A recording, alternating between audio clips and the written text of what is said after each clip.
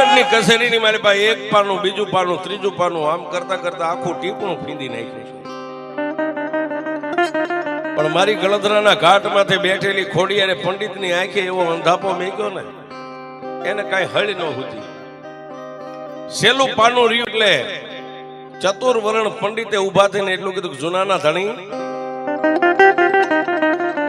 હા ભૂદેવ, મહારાજ મારા ટીપણાની માલિકા મારા જોહમાં એવું જોવામાં આવે છે કે તમને કોઈક માતાજીનો દ્રોહ નડે છે, કે કાંઈક માતાજીનો ગુનો કરેલો છે, માતાજીનો દ્રોહ તમને નડે છે. તો એના માટે મારે શું કરવું પડે?